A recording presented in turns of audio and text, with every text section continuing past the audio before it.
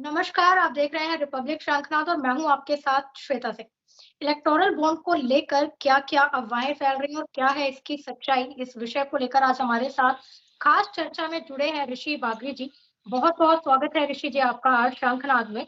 ऋषि जी की electoral bond को लेकर सुप्रीम कोर्ट ने एसबीआई को सख्त निर्देश दे दिए हैं कि एसबीआई को कल यानी कि 12 मार्च तक सारी लिस्ट जो है जानकारी वो सामने रख देनी है। तो क्या इलेक्टोरल बॉन्ड की लिस्ट आने से बीजेपी की परेशानी बढ़ सकती है? देखिए, सबसे इंटरेस्टिंग बात आपको समझनी पड़ेगी कि इलेक्टोरल बॉन्ड्स सिर्फ बीजेपी ने नहीं लिया था। अ, और इलेक्टोरल बॉन्ड कोई ऐसी कोई इल्लीगल कोई बॉन्ड्स नहीं थी। ये बकायदा इसको पार्लियामेंट से अप्रूव किया गया था। ये पार्लियामेंट से अप्रूव होकर के आप कोई भी इलेक्टोरल बॉन्ड ऐसा नहीं है कि आप चले गए कैश लेकर के आप ब्रीफकेस लेकर चले गए, आपने बैंक को दिया और बैंक आपको इलेक्टोरल बॉन्ड दे देती है। नहीं, ये इलेक्टोरल बॉन्ड आप कैश से नहीं खरीद सकते हो। आप इलेक्टोरल बॉन्ड को आपको खरीदने के लिए आपको चेक या आरटीजीएस लगता है, जो आपके वेरिफाइड बैंक अकाउंट जो केवाईसी इनेबल्ड होता है, उसके अकाउंट से वो पैसा निकलता है। आप एसबीआई को देते हो, एसबीआई वो आपको बेयरर बॉन्ड देता है और वो बॉन्ड आप किसी को भी दे सकते हो। अब आप बात कर रहे हैं कि भाई इससे बीजेपी को परेशानी होगी कि नहीं होगी। तो एक तो बात समझिए कि बीजेपी ने जो लिया है वो तो उसने डिक्लेयर कर दिया कि हमने इतने इतने करोड़ रुपए के बॉन्ड्स लिए और सारी पार्टी ने डिक्लेयर किया है। तो ये तो अमाउंट तो सबको पता है। अब क्वेश्चन ये है कि किसने दिया है। तो किसने दिया है वो लिस्ट में आ जाएगा। दूसरी बात ये है कि सिर्फ बीजेपी ने नहीं लिया। अ, अगर बीजेपी का टोटल डोनेशन अगर आप देखो, अगर 100 रुपए का डोनेशन मिलता है उसमें 52% इलेक्ट्रोल बॉन्ड से मिलता था। कांग्रेस में वही देखा जाए तो हर 100 करोड़ के डोनेशन में 63 परसेंट का एकदम से 63% का इलेक्ट्रोल बॉन्ड कांग्रेस को मिलता था। टीएमसी में वो 97% था, मतलब हर 100 रुपया जो टीएमसी को मिला है डोनेशन के रूप में, उसमें 97% इलेक्ट्रोल बॉन्ड से मिला है। डीएमके का 90% है, बीजेडी बीजेडी का 90% है। आपके जो बीआरएस है, जो पहले टीआरएस हुआ करता था, उसका 80% है। वाईएसआर का 72% है। तो भाई सबने लिए हैं इलेक्ट्रोल बॉन्ड। तो ऐसा कोई बात नहीं है कि किसी सिर्फ बीजेपी ने लिया है और बाकी ने ले लिया। अब लोग बोलते हैं कि भाई बीजेपी बड़ी पार्टी है, उसको टोटल जितने भी इलेक्ट्रोल बॉन्ड इशू हुए उसमें से 57% बीजेपी को मिले। तो भाई बीजेपी पार्टी भी बड़ी है। टोटल अगर आप इंडिया में देखो तो उसके पास सबसे ज्यादा एमपीज है। उसके पास सबसे ज्यादा राज्यसभा में भी एमपीज है। उसके पास सबसे ज्यादा स्टेट है, आज 15 से 16 स्टेट उसके पास है। उसके पास वो अगर स्टेट वाइज भी अगर आप देखो तो वो ऑलमोस्ट 55% जनता को वो मतलब गवर्न कर रही है एकदम से, और सेंटर में तो गवर्न कर रही है। तो डेफिनेटली अगर पोस्टनेट वाइज देखा जाए तो उनको उनको वो प्रोपोर्शनेट के हिसाब से अगर आप देखोगे कि उन्होंने 55% जनता अगर को गवर्न कर रहे हैं तो 55% जो इलेक्टोरल बॉन्ड है उनको मिला है। सो ये तो प्रोपोर्शनैलिटी की बात हो गई। तो ये सारी चीजें हमें देखनी पड़ेगी। तो रही बात नाम डिक्लेयर हो जाएगा तो ये देखना पड़ेगा कि नाम किसका डिक्लेयर होता है, वो बंदा किसने किसको दिया है इलेक्ट्रोल बॉन्ड, वो भी हमें जानना जरूरी है। क्योंकि हो सकता है कांग्रेस आज बार बार बोले कि अडानी अडानी को चोर बोलती है, अडानी को ये बोलती है कि वो बीजेपी को स्पॉन्सर करती है, पता चले कहीं अडानी कांग्रेस को स्पॉन्सर नहीं कर रहा है। तो मुझे लगता है इसमें एक रकम से विपक्ष की पार्टियों को ज्यादा नुकसान हो सकता है अगर वो डिक्लेयर हो जाए, क्योंकि वो उनका एक हर समय रवैया रहा है कि ये कैपिटलिस्ट चोर है, इंडस्ट्रियलिस्ट चोर है, और बाद में पता चला कि आप जिसको चोर बोलते हो उसी से आप इलेक्ट्रॉल बॉन्ड ले रहे हो। तो ये बड़ा एक इंटरेस्टिंग आर्ग्यूमेंट हो सकता है अभी। तो ये जब नाम आएगा तब पता चलेगा क्या होने वाला है।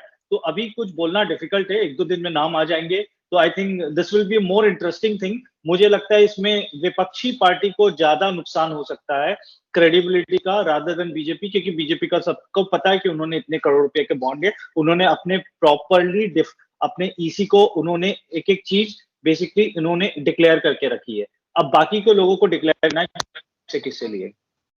जी, लेकिन बहुत बड़ी बात आप यहाँ पर कह रहे हैं कि इससे विपक्षी पार्टियों को जरूर नुकसान हो सकता है।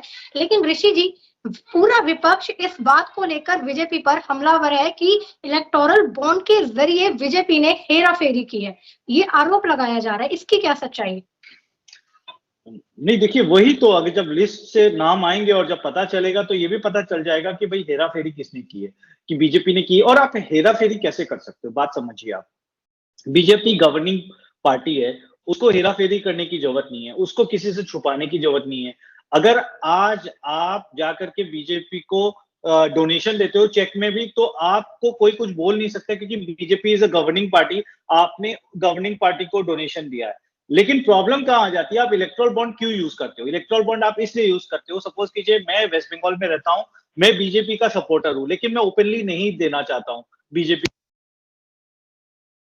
क्या है, टीएमसी को नहीं पता चले। या फिर मैं टीएमसी का सपोर्टर हूं और बीजेपी को नहीं पता चले कि मैंने पैसा दिया है, तो इसलिए मैं इलेक्ट्रॉल बॉन्ड खरीदता हूं और मैंने टीएमसी को दे देता हूं। तो बेसिकली एक दूसरे को नहीं पता चले कि, और कोई वेंडेटा पॉलिटिक्स नहीं हो मेरे खिलाफ, इसीलिए मैं इलेक्ट्रल बॉन्ड खरीद कर देता हूं। That's the only way of knowing this thing.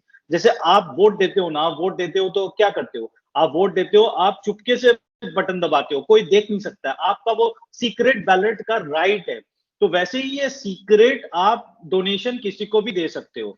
तो वो क्वेश्चन कोई नहीं पूछ सकता कि आपके जो पैसे हैं, जो आपके well income tax legitimate money है, वो आप किसी को भी दे सकते हो। और आप मुझे एक चीज बताइए, ये वाली बात तो मतलब बेसिकली अब ये वाली चीज तो बेसिकली एक फाइनेंस बिल में प्रूव हुई थी, इलेक्ट्रल बॉन्ड। तो आई थिंक एक बजट प्रस्ताव में आया था, वो बजट प्रस्ताव पार्लियामेंट में डिस्कस होता है, उसके बाद उसको मोहर लगती है, सारी पार्टियों ने उस पर मोहर लगाई थी, उसके बाद वो लॉ बना, उसके बाद वो इलेक्ट्रल बॉन्ड आया। क्या आपको 6 साल बाद आपको पता चला है कि वो बेसिकली आपको 6 साल लगे हैं ये पता करने के लिए कि भैया देखो ये तो एनोनिमस है, ये तो डे वन से एनोनिमस था, ऐसा तो कुछ भी नहीं था कि मतलब उसको नहीं बताया गया था ये एनोनिमस नहीं है, ये एनोनिमिटी थी। That is the reason why people were comfortable to give the money through electoral bond.